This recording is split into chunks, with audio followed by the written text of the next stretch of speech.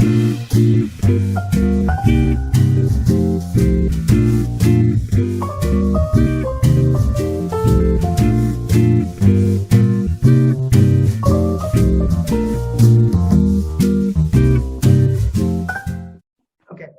behalf of District 10, we welcome you to Contest Judges Training. It feels like it's been an eternity since we've had this. To be exact, it's been 10 years since we've done this. So we've been long overdue having something of this magnitude for the district. So this is going across District 10, District 13, the southern part of Ohio. I think that's District 40. And I invited a couple of my friends from out in District 105 out in the Las Vegas area. So we're going around whoever is interested in learning about judges training today. This is just a small excerpt. These are the nuts and the bolts today. You still have to go through judges training for your area contest, your division contest, and for your district contest. But just for today, you will be given the nuts and the bolts. Now, for the most part, I sat there, as well as some of us have sat there also, after a contest is over, and we wonder to ourselves, and sometimes it escapes. I had so-and-so for number 1. I had so-and-so for number 3. Well, today you will get filled in what it takes to be a successful judge, so you feel confident as a contestant. I'm happy to share the front of the room today with 3 exemplary panelists when it comes to judging as well as speaking in contests. We have Craig Gerlock, Distinguished Toastmaster.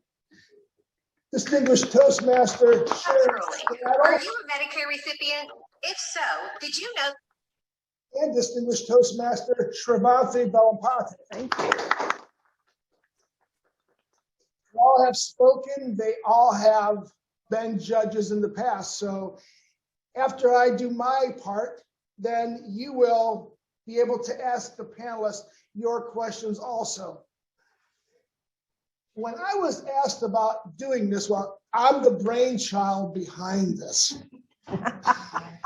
And they're all laughing up here at me because they know there's nothing in between these ears. So we don't know what to expect from Greg today. But they told me to get dressed up today. So I got dressed up. I got the fancy gold shoes, the gold tie, and the gold tan. So I've been tanning, but that's not important today. What's important is doing judges training today. So what I'm going to do is every good judge has notes. So we will be going through judges briefing and judges training.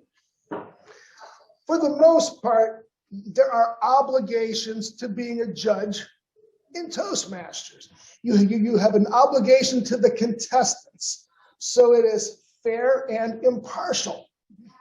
You also have an obligation to Toastmasters International because of the reputation for excellence. And we've been reputation for excellence for 97 consecutive years.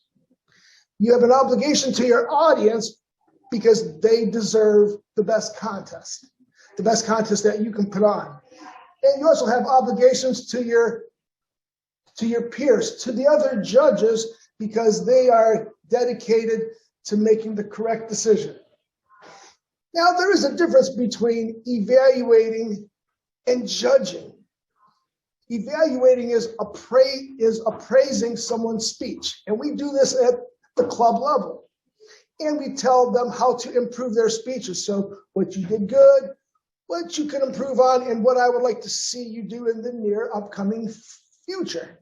So that is evaluating versus judging. So I want you to remember that what judging is, it's selecting the best speaker on that date based on criteria.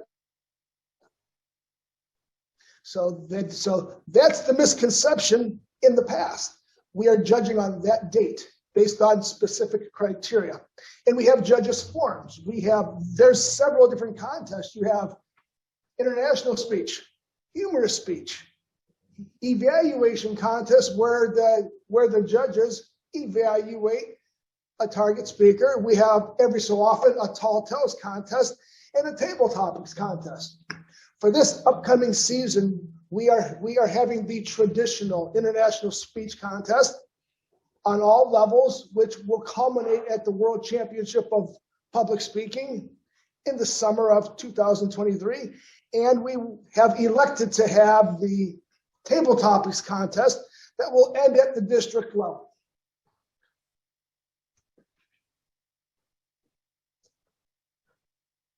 And the thing about the contest is you get the judges' sheets. The only sheets that we will go over today is for table topics and international speech.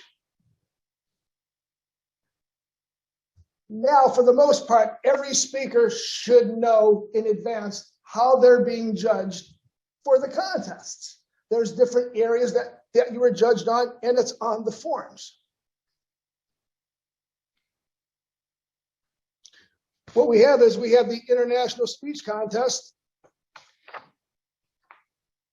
and we have again the table topics contest. On the international speech contest, you are being judged on the speech development. That's the structure, the organization, and the support material. On the effectiveness, you are being judged on the achievement of purpose, the interest of your audience, and the reception your audience is giving you. How about speech logic? That is the ideas, the logic, and the original thought put into delivering your speech. Is it your words? Because before the contestants go on, they are signing forms. They are signing a form of originality and a biographical sheet also. So they are adhering to their originality during their speech. So you are being judged on originality. How about the physical area that you are in? Your appearance, your body language. Are you using correct gestures that complement the words that you are saying? And are you in your speaking area? Your speaking area is defined by your contest master as up to the first row and so far, left and to the right. So you're being judged on that. You cannot be disqualified for going past your speaking area because you're only disqualified on which two areas, panelists? Originality and eligibility. Originality and eligibility. That is correct. Well, there's that new And thing. The new rule the too. new one, alluding to another speaker. Yeah, I think. Okay. Yes. Yeah. Yes. So you need Repeat that one more time for folks to know. So there is a new one in the contest rule book, I believe, as of 3 years ago, that we can't allude to another speaker in our speech. So contest eligibility, based on, at least for the international speech contest, originality, and referring to or alluding to another speaker during your speech. okay. Question? What about timing? If you go over time? If you're going over That time, is an automatic disqualification. that's an automatic disqualification. Thank you. So that's either going under a time limit or over the specified time limit. But then also I just wanted to make the point for judges training though, the judges do not consider Correct. timing Correct. when they're judging. They don't even look at the timer. They just judge based on these criteria. Excellent. Thank you. If I may add, when we do the tally counting, when we tally the judges' votes and the points, 3 for first place, 2 for second, and 1 for third, what we do as a best practice and also as a recommendation is that we tally first, and then we impose the timer's report on top of it. Right? So we tally first. So we make sure that the judges' votes and the points are taken into consideration first, and then we look for disqualification or not. Okay. Excellent. Thank you. Another area that's on the judge's form is your voice. Is there flexibility in your voice? Does it bounce off the walls? How is your volume? Can everyone in the room hear you and understand you through your enunciation? There's a section called manner, and that are you direct in your approach? Are you assurance? in your approach? And are you enthusiastic throughout your entire speech? The next section is appropriateness. And this is basically to the speech purpose and to the audience. And last but not least, it's correctness. How is your grammar, your pronunciation, your word selection? Is your entire speech in all first person, second person, third person? Are you jumping around? Now there's a lot on the form, and each section is worth a different value from 10 points to 20 points. As a judge, feel free to use your sheet. I use mine and it looks like a Picasso artwork because I got notes all over. For an example, I like to count ums and ahs during speeches. And how do you keep up with one person from the other person? I put in the margin how many points I deduct for ums and ahs. So maybe for every 2 ums and ahs, I take a point off. But you have to be consistent. That's the whole thing, is write this down on your sheet because you have room on the front and on the back to take personal notes. So I encourage you, use your sheets. And on your table topics, we have similar areas. We have one for the same thing: speech development, effectiveness, physical, volume, appropriateness, and correctness. But these are weighted heavier since there's lower amount of criteria to be judged on. Your contest map, your chief judge for the day, is in charge of briefing the judges. You today get a sneak peek if you've never judged before, because I'm going over what the contest chief judge will be going over with you. And then I have a quiz based on experience in my home club. As a chief judge, the script is this: the purpose of a speech contest is to pick a winner on what you hear today. It's not from in the past. Maybe you've heard the speech before, but it's what you hear today, and you have to remember that throughout your judging. And the next thing that the chief judge will say, sign your ballot right now. Because we make the mistake of not signing our ballots, and it does not count. Here's my quiz for you. You have 3 contestants in your contest, and you have 8 judges. Can you have a tie with 3 contestants and 8 judges? Gosh, that's math. The answer is yes, you can. So you would have to go to your tiebreaker judge. Now, here's a harder question for you. With your tiebreaker judge, can you still have a tie? Think about that. I know the answer. That's cheating. One of them knows the answer. I think it's possible, but you hope it doesn't happen. It's possible you can still have a tie because your tiebreaker judge forgot to sign the form. Yes. And we have to go and find that tiebreaker judge and take care of business so we can decide who wins the contest. How you take care of this today? Like one of those. I'll show up now. Well, there's probably some protocol around if you turn it in without a signature, it's an forfeit. invalid ballot. Yeah. Yeah, It's an invalid ballot. correct. Right. You can't find them out. So even your judges, if they didn't sign it, it's an invalid ballot. So we can go find, and I think it's against protocol to go find the judge and have them Correct. sign it again. Correct. So I'd like to add to what you said, Greg, if I may, is to sign the ballot, sign and print. So there are 2 places for us to print your Yes. name and sign. They both have to be in place for the entire ballot to be valid. So That is the most important thing, and I really can't stress enough that sign your ballot. That's the first thing you do. Your contest master will read the speaking order, so write the contestant's name across the top of the ballot. Be sure to have a copy of the program in case you don't understand the contestants' names. That's always a good part. Judging criteria appears on the side of the ballot, and after the speech, you will be given 1 minute to fill this in. After the last contestant, you will have time to tally your score and pick a winner. You, as a judge, choose the winner. You are to write your choice for first, second, and third place, and there should be nothing on the bottom of the tear sheet but your choices and your printed name and your signature. Again, sign your ballot. When you are done, hold your ballot up to be collected. And after the contest, please, please, please take your ballot home with you and destroy it there. Do not throw it out in the rubbish at the venue.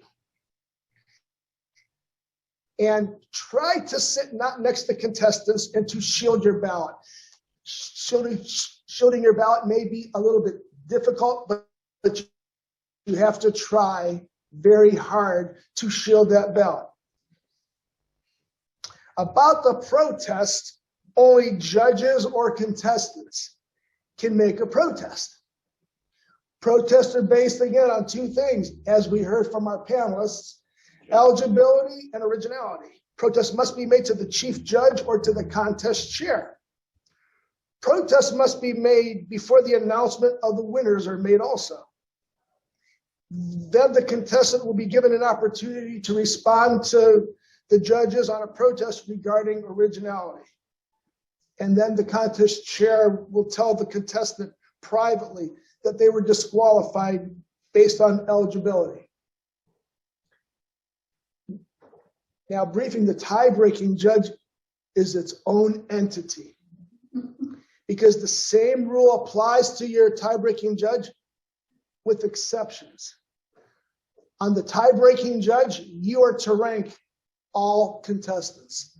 So if you have 6 contestants, first, second, third, fourth, fifth, and sixth. The original judges is only first, second, and third. And the tie-breaking judge's ballot goes in an envelope, and that is given to just the chief judge. No one else gets that. So how does everyone feel right now? Are you ready to ask questions to our panelists? Because they're eager to answer all of your questions. I had a couple of comments that I've seen happen at higher level contests where the actual judge's ballot was disqualified. There was one situation where they filled out the wrong ballot. So the chief judge made the decision to eliminate that ballot because they were not judging on the correct criteria. There was another situation where they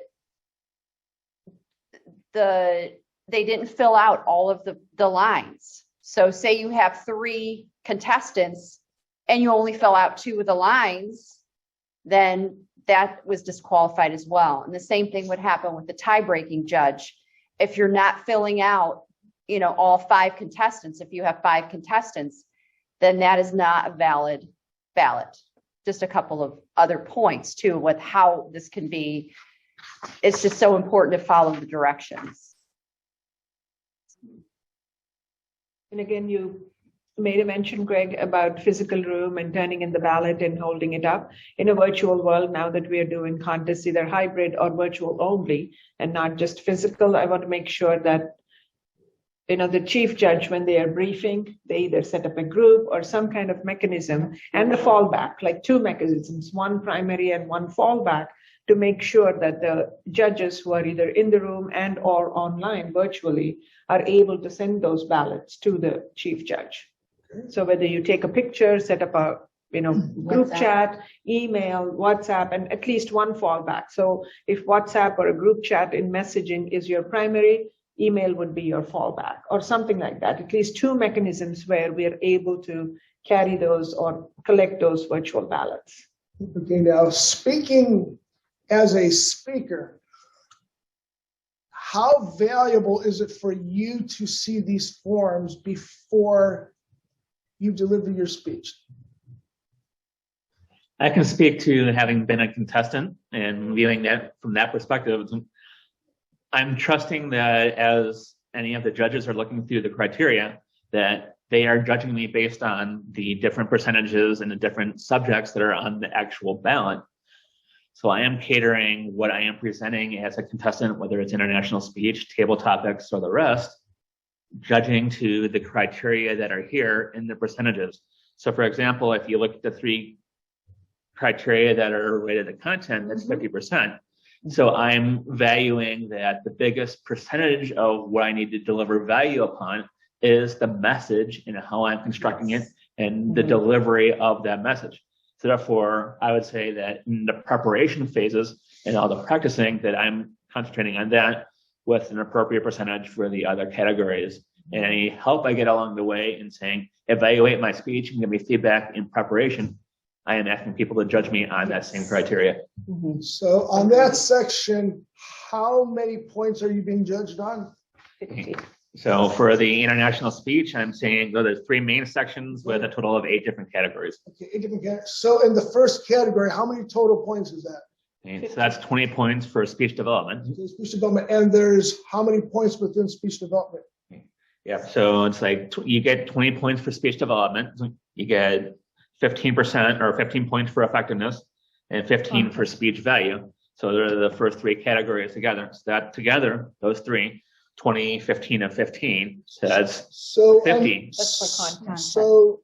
So under speech development of content, you can get up to 20 points. Right. So you have you have structure, organization, and support. So you have 3 topics within that Right. have to add to 20 points. So as a judge, you have to decide how many points, 6 points, 6 points, and 2 points, or 5, and whatever the balance is. So you have to, so that's why it is good in that block to put down how many points each subsection should be given. So all of your contestants are judged the same way. That's what I like to do. I work in reverse when I tally up my sheets. I put small little X's in the block, and then I count the X's and I put the number in there because it's easier to subtract for me than it is to add. So you see low numbers on mine, I add them up, and then that comes from 100 at the end. But that's what works for me, and it's worked for me for 20 plus years. It's what works for you and how you want to add that up at the end. The only important thing in whatever way you do it is consistency. Yes. That each person is judged fairly the same exact way. If you give 6 points for which each subcategory, it's for each contestant. Correct. And if you have 4 contestants or 5 contestants, and if you write their names across, how do you keep your numbers separated from contestant 1, 2, and 3? Do you shield that? Do you cover up? Do you bend your sheet? What's the best approach you can share with our fellow Toastmasters? I always bend my sheet. So I always start with the row 10. I start with the 10, especially in an in-person contest. It doesn't really matter if you're at home. You pretty much have lots of space to even make notes on other sheets. But I always start, for me, for 10, I list out the contestants in reverse order.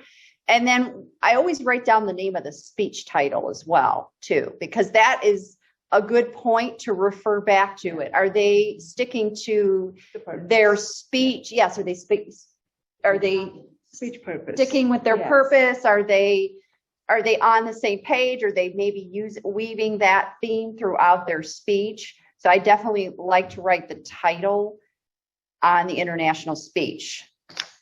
And I do it backwards, because then I can, if I'm in person, then I can just easily fold it over. And you're not actually supposed to see what you did before. You're supposed to consider this next person on their own. So that's the easiest for me, not to see the person before. So you're not comparing each of the Yes, contestants. You're yes. looking at each one Yes. individually for their own speech for that day. Yes, with fresh eyes for each speech. So, That's a good point. I tried folding the paper. I made too much noise and I disrupted everyone a couple of times when I started judging. So I stopped folding the paper, but now I challenge myself to just focus on the person that column, right? I've trained myself to just focus. Everything else is blurred for me, but it took some time to do that. But I was making way too much noise with folding this paper because I had seen some of you do it, okay? I'm like, how do you even manage without making a lot of noise? You fold before the contest. Yeah. So it's already pre-folded, it's already ready to go. And then you're balancing it on your one thigh, and it just wasn't possible in a physical setting. Now, virtual has made a lot of things easy for us. That's for sure, with the mute, unmute, and everything else, and the long desk to help ourselves. But that's definitely helpful. Now I have a question. Yes. How is hybrid can be different? So will some judges be remote and some Yes. be in person? And how will that change the dynamic? And what opportunity do we have to learn from that? would you like to? Yeah, panelist number 4. Panelist number 4, here she comes. Please let me welcome Let's- Distinguished Toastmaster. Let's play some entry music. I'm not as fancy as Greg, as I try to answer some of the questions. So there was a lot in that baked in there. Yeah. So what is going to be different? Let's address the in-person and hybrid judge. They should be evaluating the same way, right? The same experience, the one speaker that day, their moment. We talked a little bit about your stage, like look at me, I'm kind of getting off stage here, but you can't give me zeros. But if you're at home, you can't see me off the stage. How are you going to judge that a little bit differently? But they've been told where is their speaking area. Hopefully they've been given a device where they can see right in front of them where their stage area ends. And it's been clearly marked on the stage in the district and the division contests. Smart, okay. Right. That's good. So that's the one. You have another question in there. Of course. So so we're going to have contestants both virtually and on stage. Yes. Good, yes. So as judges, we can't judge them differently Correct. if they're in person or on camera. Correct. But so they have to maintain that stage area. Yeah. So as being at the conference, we need to make sure we mark the stage. for them. Correct, exactly. Okay. And so we it's need right, exactly. Well, yes, exactly. That's what's on the that's on the list. Yes. So if you think about it too, how we lived in a virtual world, Yes. we had this little square box we lived in. We were kind of getting closer to the camera. So that's a little scary. I can see myself there. But you can tell they can move around. They're going to move around on stage, just like in this in-person setting. So are they going to come out of their box? Or maybe that's part of their speech to come back in. So using your stage appropriately is part of the speaking experience, Yes. right? So how did they use their stage? Were they intentional? Were they just pacing back and forth?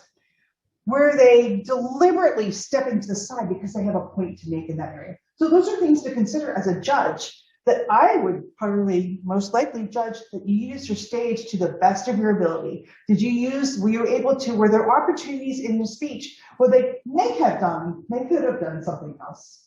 They could have maybe reached over here, did they grab a prop?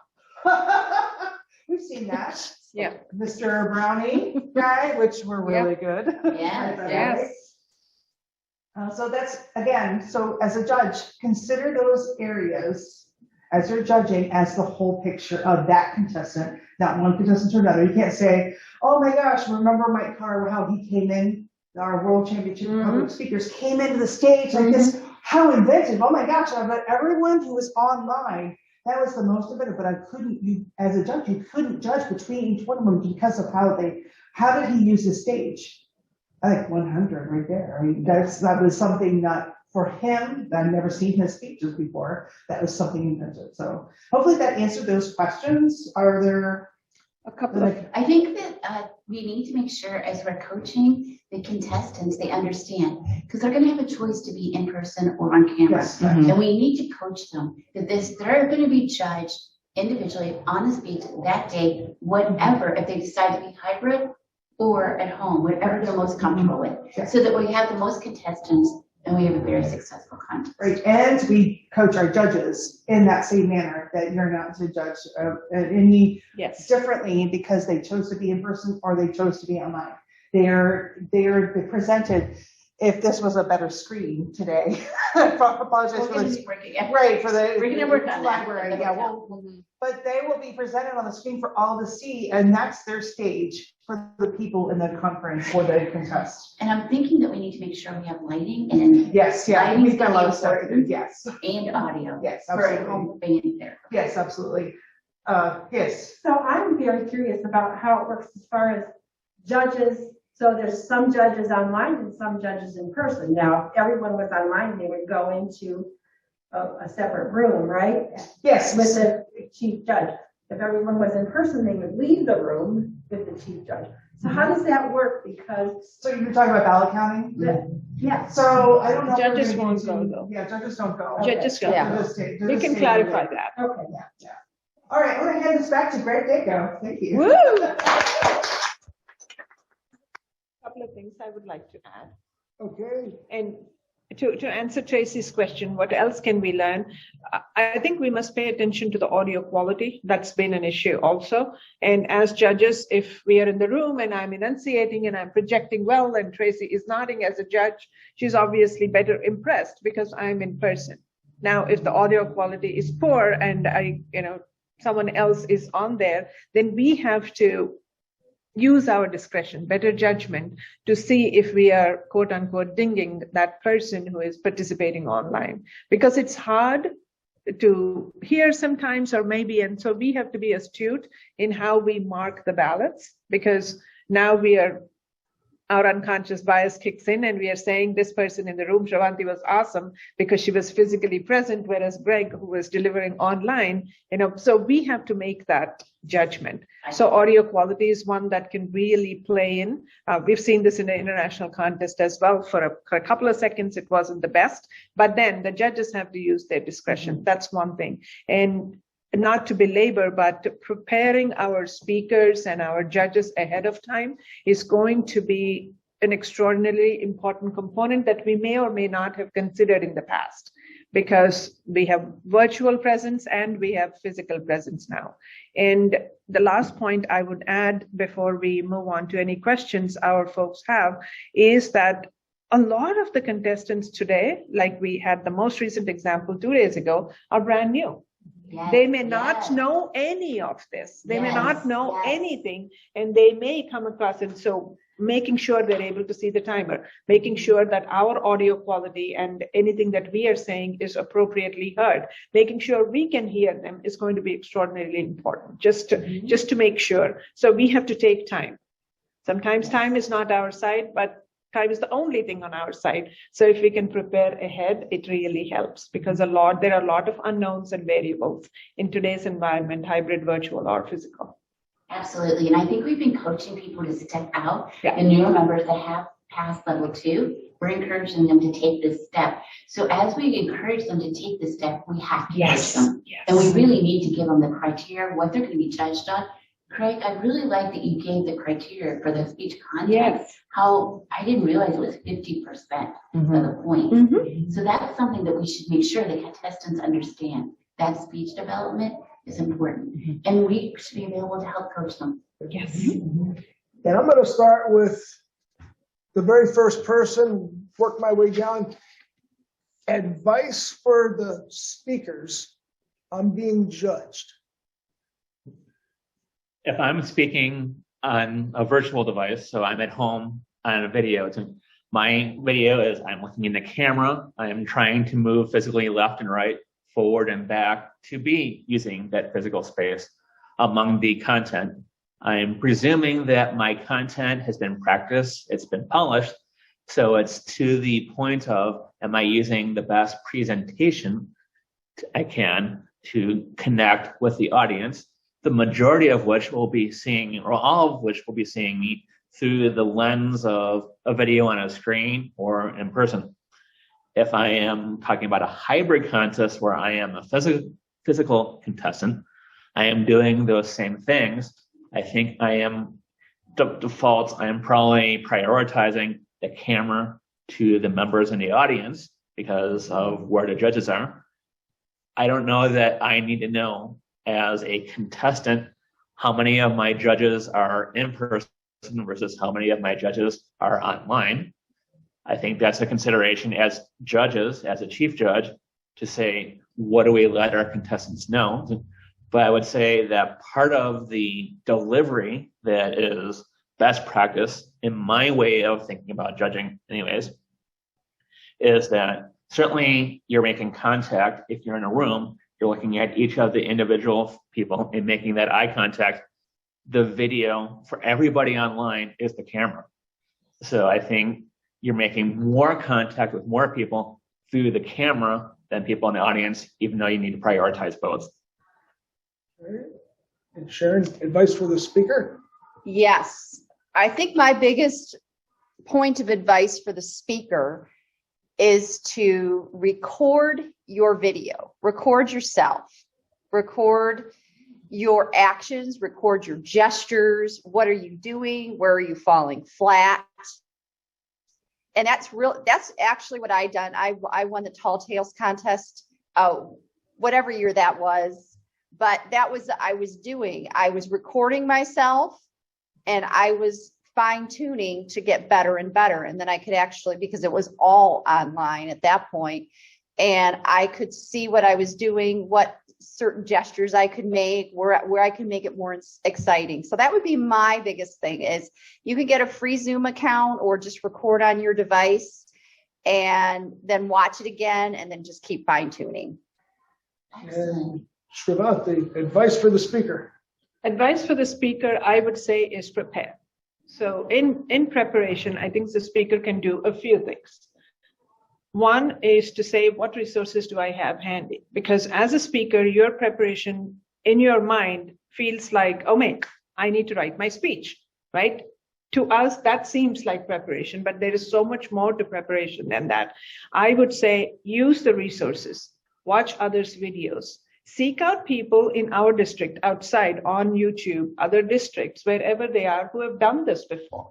And definitely for the nth time, I think all of us believe that look at the ballots. Look at the ballots and see how you write your speech. Because we come from the left and say, writing my speech is the first thing I have to do to prepare. And if we don't use all our resources that are available to us, our speech is only as good as we think it is good, not as a contest winning speech. And also practice. A lot of times I have seen, and I myself I'm guilty of it, although I haven't completed in over 5 years, is to write the speech until the very end. We don't leave ourselves time to practice. So preparation and practice. Delivery of the speech is something that we are still struggling with, although our content may be very good, right? Because spending a lot of time on writing a great speech and not practicing it enough. So delivery does not come out as authentically and as crisply as we would like. So I would say prepare and practice. I've been seeing some of your comments behind me, and you're saying about the criteria for judging. I was in Toastmasters. I've been in Toastmasters for pushing 24 years, and within the first 5 years, I did not know there was criteria. Once I was given the criteria, I could fine tune my speech. So it's all about the criteria that makes your speech an award-winning speech. Now, I'm going to go back to Mr. Gerlock. Advice as a judge about judges training.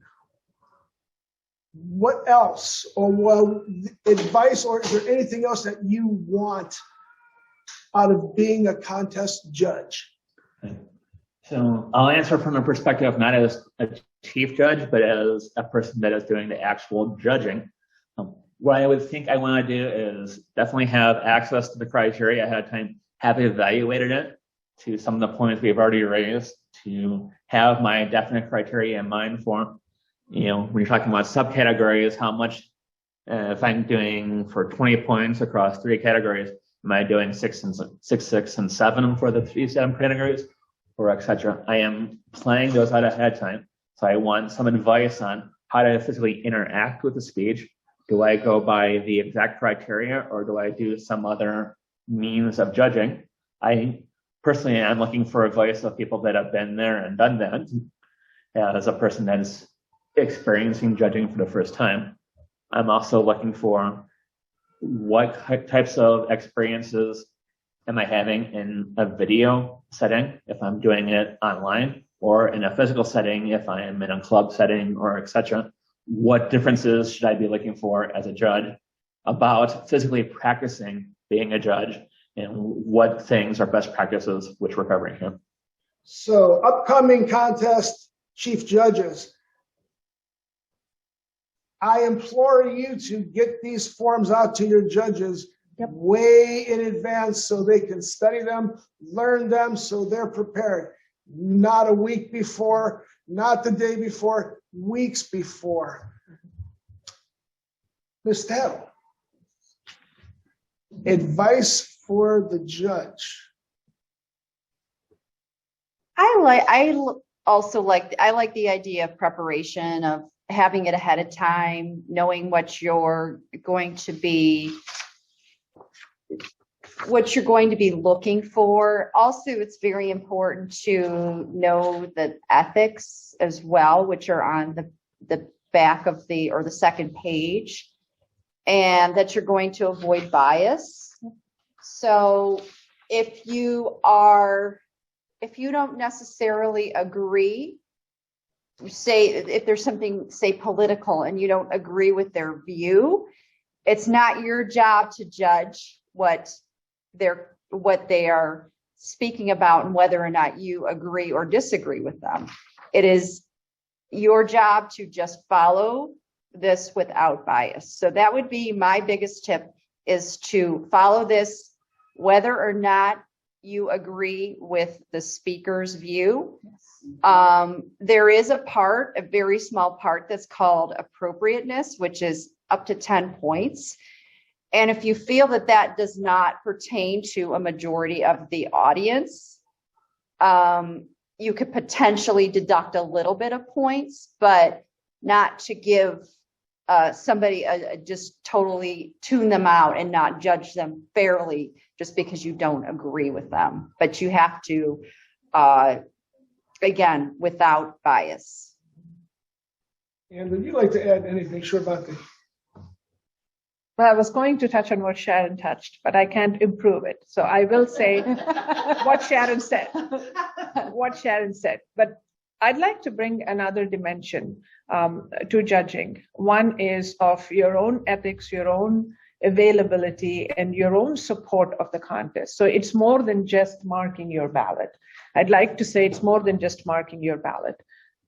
Looking at it objectively, removing bias, staying available for the time that your contest is happening.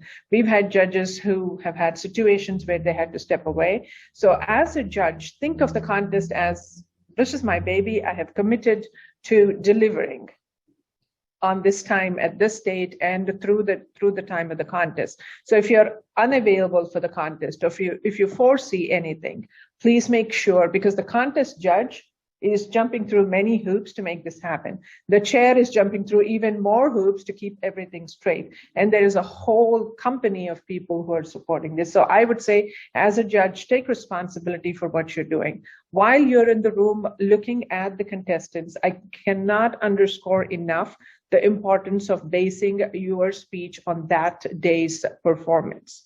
Sometimes it could be your mentee. Sometimes it could be your best friend. Sometimes it could be that they're having a bad day and you know about it, and you are unconsciously biased towards giving them a better score that day. I cannot underscore the importance of that day's performance and adherence to that day's purpose, the purpose of their speech, and how they're delivering to that purpose. I did have one more thing to add, and when Sravanthi was talking, you do have to be fully committed to being a judge. So if you're at home, we've gotten so lax on Zoom, right? Right. We might decide to go prepare breakfast and get a cup of coffee with somebody's speech.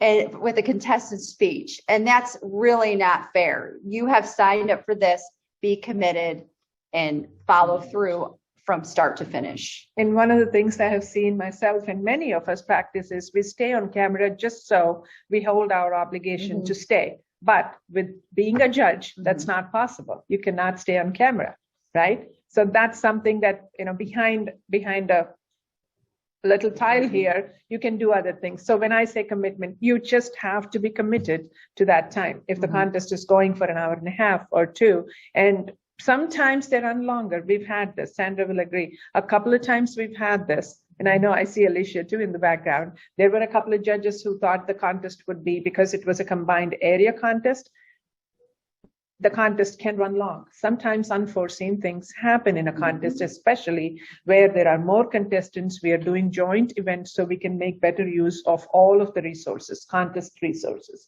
So while we totally understand you may have other obligations, please let the chief judge or the contest chair know. That is the least we can do as judges, as people who have taken responsibility to run a fair and a correct contest. So that's what I would like to offer. And I think to add to that is technical difficulties. Yes. If you lose your internet during a contest, you have to tell the chief judge that. That's a very good point. We're getting ready to go to your personal questions for those of you from at home. Before we do, I made reference to my judge's form having scribble all over it and notes and numbers everywhere. Am I doing it the right way, panelists? Or am I overthinking it? Because I'm very meticulous. I'm very detail oriented. So I try to make sure everyone's treated the same, speaker to speaker. But it looks like a Picasso artwork. Good way to do it, bad way. Well, not bad way, but is that a good way? Would the results be more tighter or more relaxed doing it this way? I think from my experience, it's like each judge perhaps has their own style. I mean, we've heard a couple of different circumstances for, okay, well, how do you fold over the sheets, for example, to keep each judging criteria from one speaker to the next their own? I think that whatever style works for what your preference is as a judge to keep things consistent, that is what works best for you. There's never one size fits all, in my opinion. So would I say that your style of doing it with notes to keep things fresh in your mind to make sure that you're keeping on track? No, that is not wrong. That is what works for you. I would say that it's the individual style of the judge, and keep focused on that to take care that you're being consistent and fair to each contestant and fully committed to that outcome. For me, I think it would be difficult to take a lot of notes on this little page. I think I would lose the speech, and I think it's about some balance. And for me, taking tons of notes on here, I don't think would work, because I really want to pay very close attention to, things like if you're looking down, you're not really seeing the gestures. You're not seeing some of the things that are happening. So I think it's about balance, and I take minimal notes, but I can see if it, again, as Craig said, everyone has their own style and what works for them. I have 2 sheets of paper. One is the ballot and one is a plain sheet of paper, and I write on that. So I write anywhere between 3 to 5 words per category. So if I'm doing content, I do 2 checks for something I really like. I do a question mark for something I would have liked to see. But I go by speaker, and I have a plain sheet of paper. I always sit down with 1 ballot and 1 plain sheet of paper, and I may take my notes on that, because I'm no Picasso and I can't read my own writing if I write it too small on the ballot. So that's how I help myself. But I definitely give myself check marks, question marks, and a cross. I have my own notation for doing that. That's That has I worked. use. That has worked for me in the past, but on a plain sheet of paper. I don't write on the ballot. It's just really hard for me to decode after.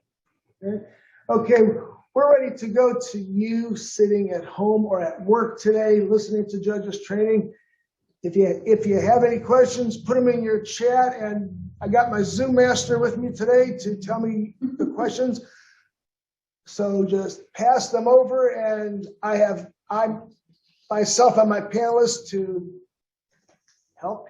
I know ahead of answer the time, questions. as questions are coming in, we did get a few questions since we had a little bit of time right before it started. I think it was, I didn't write their name and I do apologize. Parameters of being a chief judge. I know there are some area directors on the call today and they wanted to be more comfortable with being a chief judge as well. So I know we've all served as chief judges, so maybe we can just give some procedures and parameters, best practices. So these area directors will be doing their area contests online. So probably they would need to know what's the best practices and procedures for being online. So we had several questions relating to that. So I think first, I'm looking for procedurally what the judges is like. And in addition to all of the pre-briefing and briefings right before the contest, week of the contest, day of the contest, etc. What I'm looking for is somebody that can help with the technology. So this is working in concert with my contest master. So I have somebody that can help with, for example, setting up individual rooms, whether it be for the judges before the contest, or I come in and talk to the contestants as a chief judge to establish here's how procedures work, what you should expect in engendering a safe contest, a fair contest, and what you can expect and how to communicate what happens if the unexpected comes up. So I think part of that with a technology host, the Zoom master, or in a physical setting with going offline into a separate room, you have very clear procedures on where do we go for if we have a protest, where do we go to talk, how are we conducting I need to receive your ballot from you, how are you doing any of the procedure. If we lose contact, how do I get a hold of you? So phone numbers, if we're in separate locations, all of those details need to be understood ahead of time. I'm thinking about all of the if this, then this, back to one of the early statements from, I think, Sravanthi, where you have backups for each of these. If plan A goes wrong, here's my plan B, and people know here's how I'll reach out to you. If and when things do go wrong, you plan for the worst, hope for the best. Yep. Yes. So I agree with Craig that you definitely need to plan. I know, and Greg brought up earlier too, is being organized. You can't throw together and be the chief judge at the last minute. You have to make sure that you're doing this well in advance. So area directors, now's the time to find your team. Yep. And to start preparing everybody. And I saw that Tricia had put that there's a checklist Yes. that we can follow. That is just so important. And then reach out to someone who has been a chief judge in the past as a mentor. The three of us have definitely been chief judges. I was a chief judge for, I think, our very first online contest. I told Norberto that I would be the chief judge when we were doing it in person. We had to quickly switch to online and I was so nervous, but I made it through. I followed the script. Yes. I got all my volunteers. I kept them in the loop. I kept up to date with them and I followed through. So, and it ended up being a very successful contest. So I would say, definitely call on us who have the experience in the past. I say, don't be afraid to do it yourself because we can't have the same three people being the chief judge for every contest. And yes, and keep, just don't be afraid. That's what Toastmasters is all about, is stepping out of your comfort zone. So even if you're terrified to be the chief judge, go ahead and do it. That's what you need to do. I said thank you to Tricia and to what Sharon said. Follow the checklist. That takes care of all of the default duties. So I would say follow the checklist. Those of us who've done this before, I know there are many in the audience who've done this before as well, but we still follow the checklist. The reason why we do it well and do it consistently is because we don't take anything for granted and we prepare, to Greg's point, for the worst, right? So to me, following an action plan, having that in place, and then preparing for the worst. With that being said, I would say what has really helped, especially with us being in hybrid environments and virtual only for almost 2 years, right, is to have the contest master, chief judge, the contest chair, and the Zoom master in a single chat. These 4 people have meaty roles and very high stakes responsibilities. So I think it really helps to have that. So if you're a chief judge, definitely have a separate group with the contest master, contest chair. If they're doubling up, that's fine. If they're 2 humans, that's fine too. Yourself, the chief judge, and what was that? Yes. Oh, I can't. I will get to that. We had more recent experience too, and then definitely the Zoom master, someone we may not have considered in the past as a core team member. This time they become even more important, because if you and I are noticing something that the Zoom master hasn't noticed,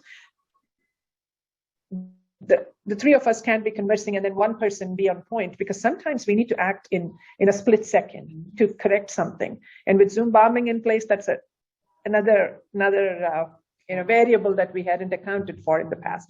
So with that said, I think having backups, having these figured out ahead of time, to Sharon's point, now is the time to plan.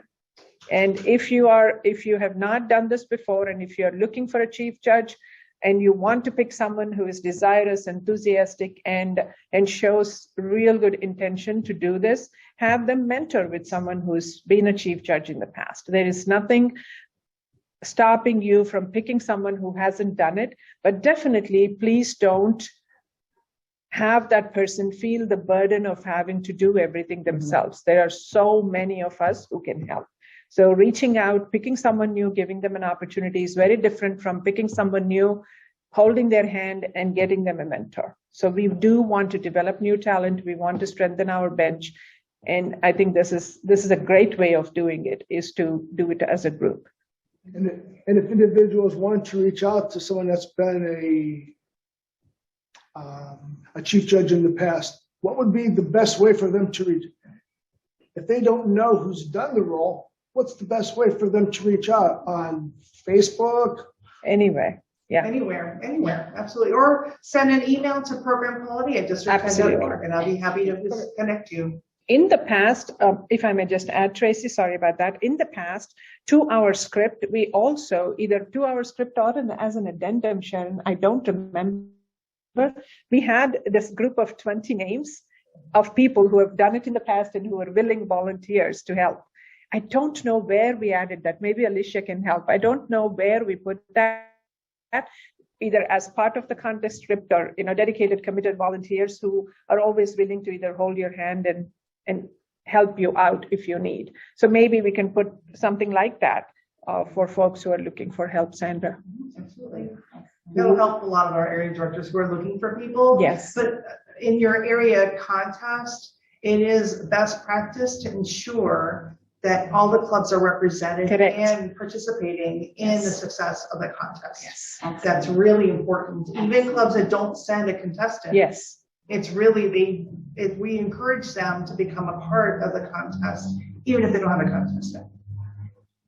There was one other question. I know we touched upon the area contests. Now, how to handle a protest. So maybe that could be something that if we ever had to deal with a protest or anything like that, any of the panelists?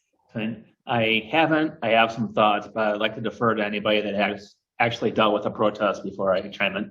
Okay. So from what I understand, if you're a judge and they're reciting, something, they talk, just say 50% of their speech is saying the words to the Coldplay song we just heard. Okay. Just say that's 50% of their speech. They are in violation of not being eligible. So as a judge, you write protest across your ballot. Yes. And then once the ballots are collected, but you still, you still rank the contest, you still do all your stuff, but then you write protest. So, and then once you give that to the chief judge will call the judge that has the protest, and they will, I believe, meet with all the other judges. Yes. And they will discuss the situation.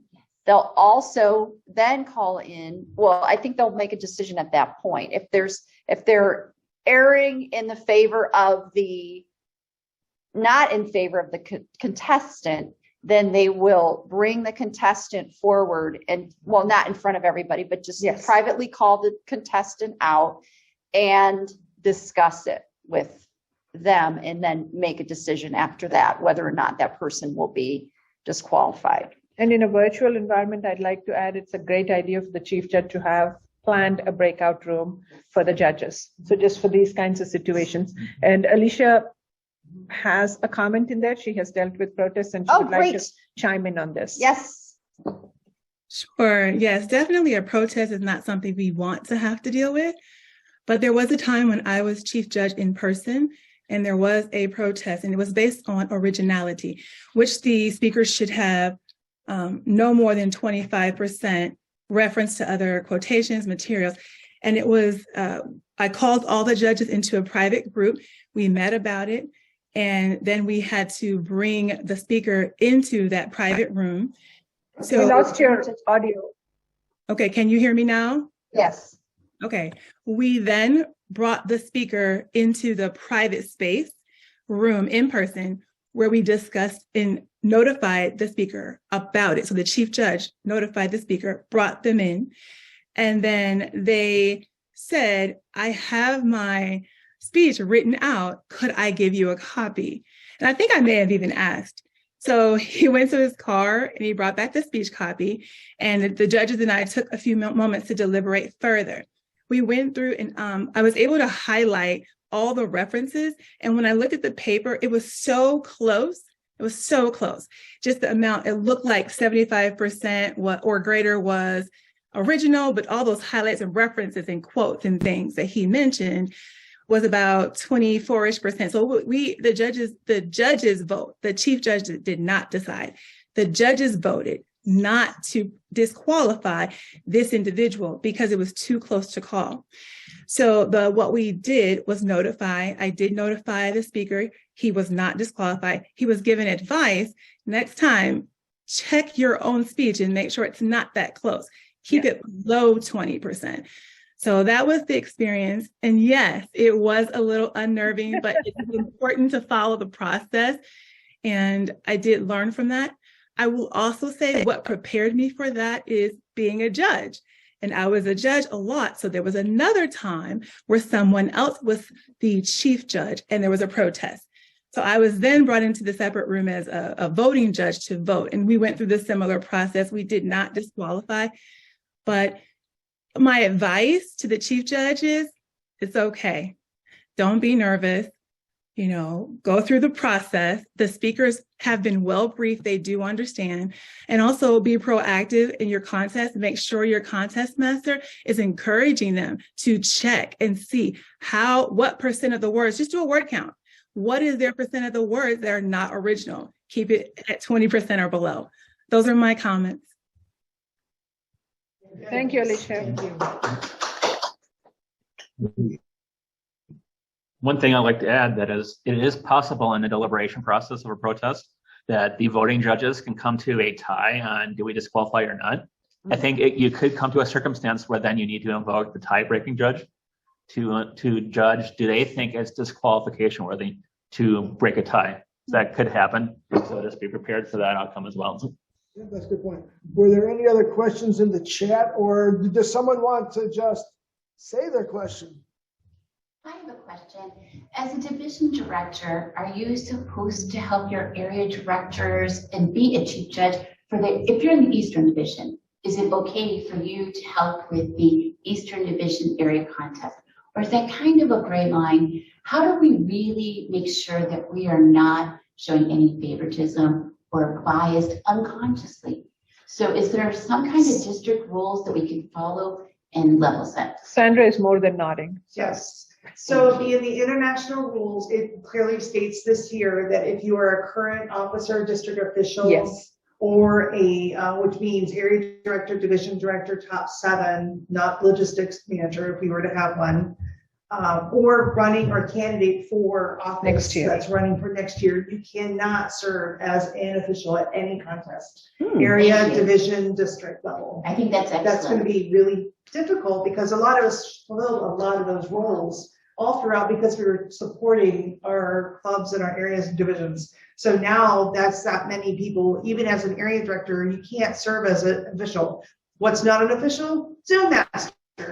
The technical, you can help organize that room, organize the background of that. A sergeant at arms is an official spot. Judge is an official. Timer is official. Ballot counter is official. They list all the official. Contest chair? Contest chair is an official. Is official. Okay. So then Contest we master is work official. together. Chief judge is official. So All of the named positions in a contest are officials. What is not listed is a Zoom master. Okay, so that's very interesting.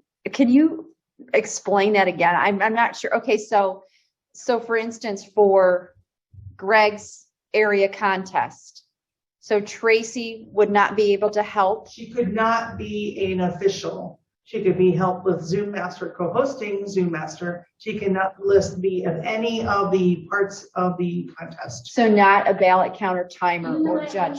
even though I don't have a role because I'm just, Wait, I'm conference chair. yeah, I'm conference chair. That's what I'm saying. I should be able Let's- to do something. let's I would clarify think, but not that. I'm volunteering for everything. But my point was that I thought maybe like if you're a Western Division Director, you could help in the East because you wouldn't necessarily know those people. But that's not going to be acceptable any longer is what I'm trying to understand. That's very interesting. I didn't Sandra know is clarifying that. I think Yeah. we want to make sure we follow the rule book. Yeah, If there's that's any really- change, yes. The Yeah. question is can a chair of the conference, I know a speaker at the conference cannot. Correct. If you're doing an educational speech for the Right. conference, you cannot be Right. an Wow. official or a contestant. So that's why we need to train. Right. That's why we're doing this. We need to train a lot of new faces to serve in contest roles. That brings up a good point. There are so many new members that we alluded to, right, who need a lot of training. And Coaching. some You of have the to be able roles, to some of the coach. roles like ballot counter and timer with a little bit of hand holding are easier roles that we can bring new people into, not just learning, but exposure to the contest, to the dynamics of a Toastmasters activity. And for a first-time judge, they have to be through level 2 or level 3? For international speech, but for anything beyond the club level, they do. Yes. We need to make sure we're looking at some of this stuff together. So for contestants, the eligibility is different from the judges, Okay. right? They're two separate sets of criteria. So for a judge, for area, division, and district level, you must have completed a minimum of 6 correct. speeches, be a paid member for a minimum of 6 months. Correct. And only members who joined Toastmasters prior to the rollout of Pathways can apply their speeches from the Competent Communication Manual toward eligibility for joining or judging. So that's before 2017, I believe, is when Pathways came out.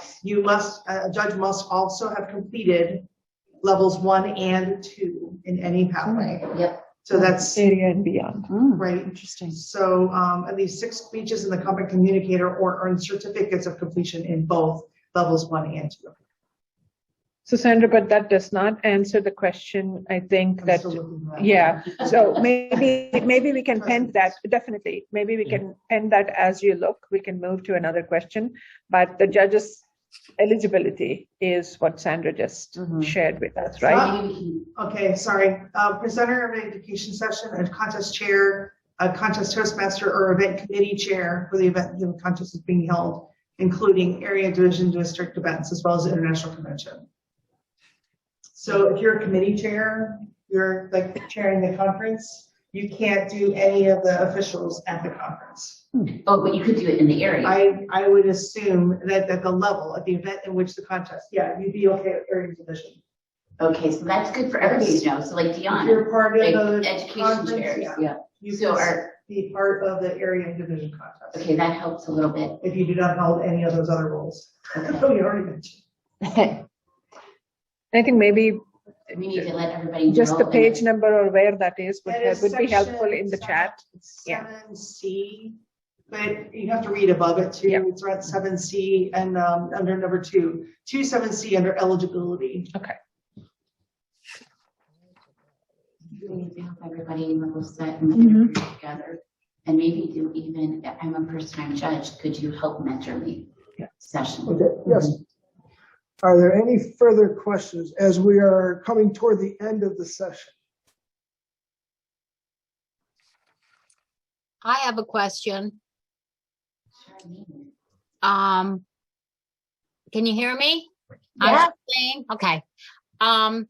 A lot of our members are new in our club, and there's very little seasoned members. Of course, we have Bill Simpson, who's very seasoned, as he is in Crossroads as well.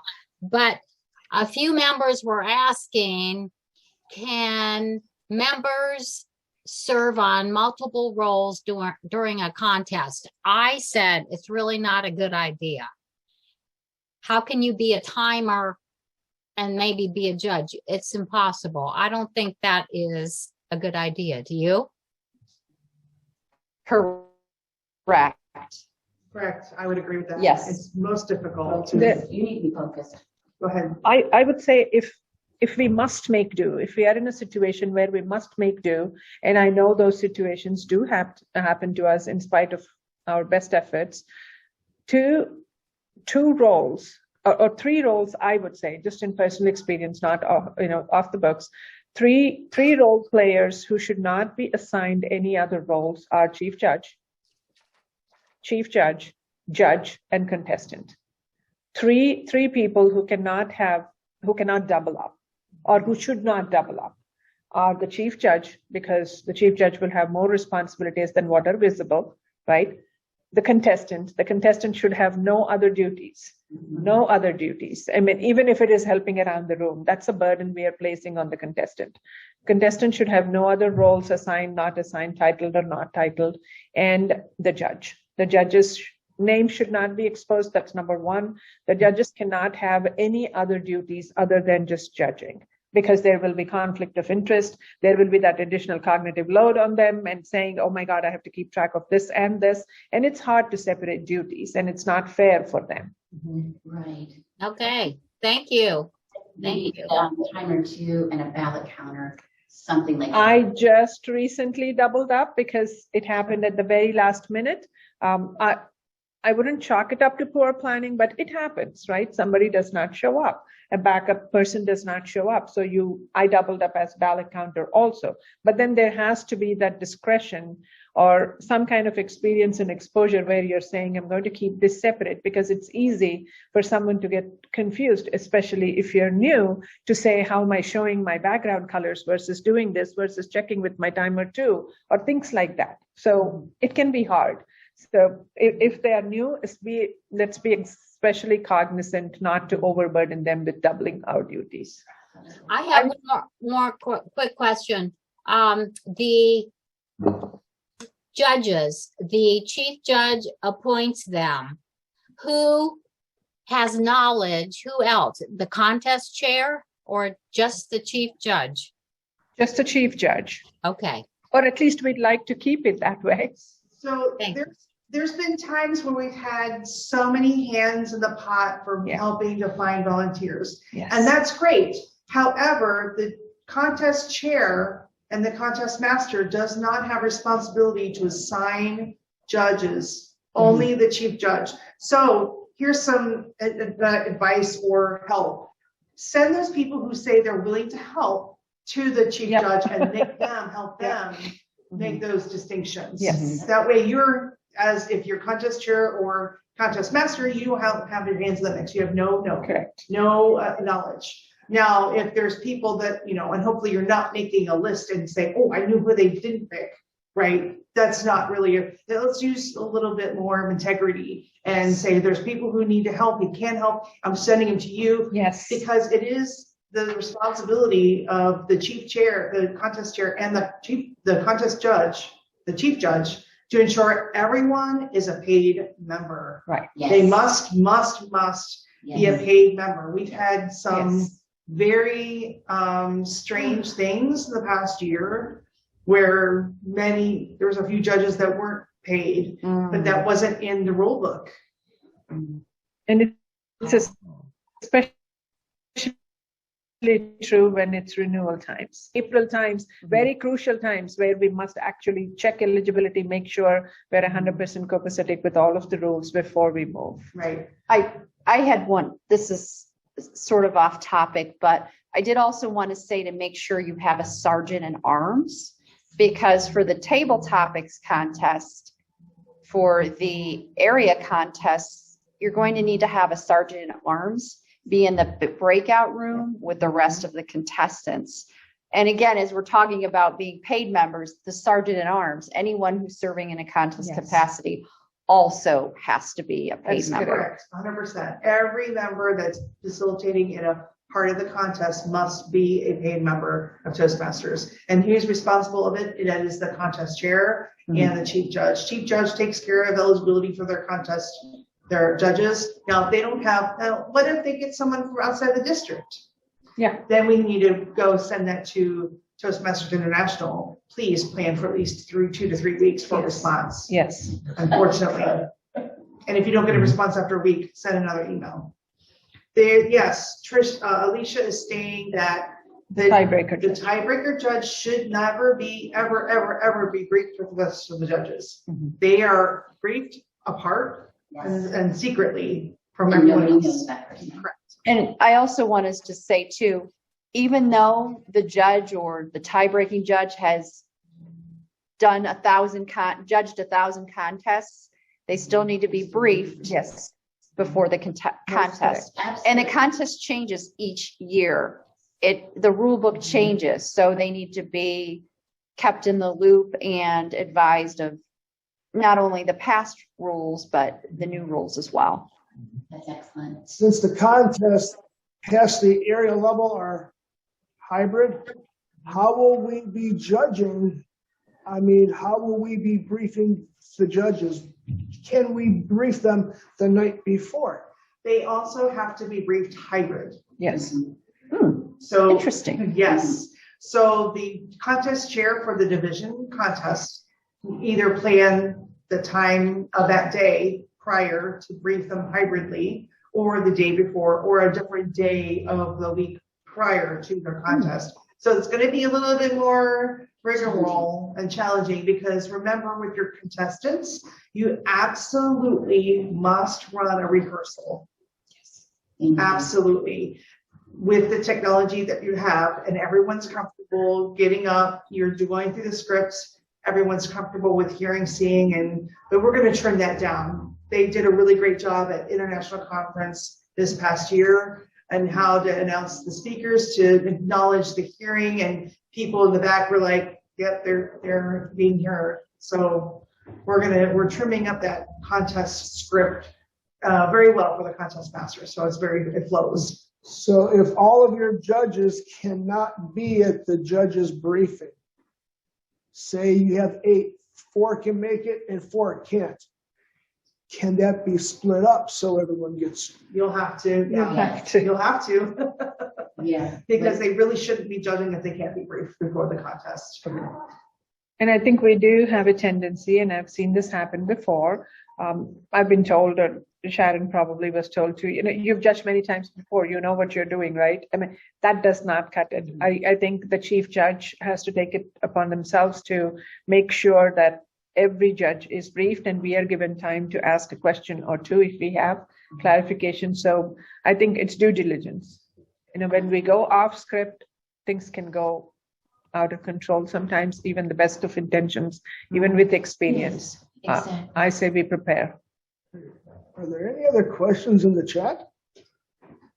Alicia just has a comment that she's seen chief judge briefings where it was conversational, and since the judges were seasoned. So it's just like, a little, let's just chat. because if this is our official briefing, Yes. I had to request for a briefing and advice for newer chief judges, and you have to brief seasoned judges. Yes, that's why the In full. due diligence is absolutely important. Yes. This is so different. And that also gives the person playing the chief judge role or playing the judge's role the exposure and the experience. If we are circumventing some of that script, not everyone's getting a full training, right? Not everyone's being exposed to how it's done. So we are setting a precedent for how lack of quality is okay as they move forward. So let's say a judge becomes a chief judge tomorrow, they will base it on their experience. So I think we owe it to everyone to have a quality experience, so the briefing cannot be a shortcut. It's all an opportunity In learning, and yes. delivery. Oh, yes. Every Oh, yes. opportunity. It is an opportunity for feedback, evaluation, and exercising these roles. And it gives you credit in your pathways for your level 4 and 5 projects. This is really good. I'd like to take the time to thank some people that were behind the scenes to help make this really work out. We got our Zoom master today, distinguished and fellow Toastmaster Sandra Orland. We have individuals that are here in person. We'd like to thank you. There's too many of them to mention names.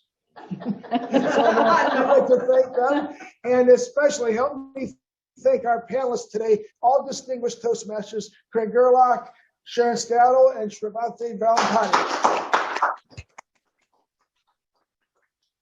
I know you concluded, but there's a very important question you might want to answer in the chat, Sandra. We can take it. One of us can take it if. Did it go to everybody? Oh, okay. Yeah, It's in we a can club. see it here. Oh, it's a direct message. It's a direct message, but I think we see it, so we would like to answer it. Yes. Can a club contest winner be a chief judge or contest master in another area? No, No. it's a direct conflict of interest. It's a direct conflict of interest. And I would say if the person is competing, he or she should be doing nothing else. Exactly. Yeah. Yeah. And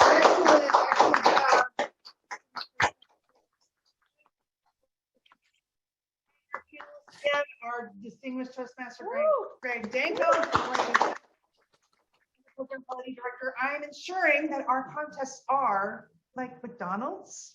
No, we're not like McDonald's, but we run them efficiently and effectively at every stage of the game. So you expect when you come into one contest to another contest, you know what to expect.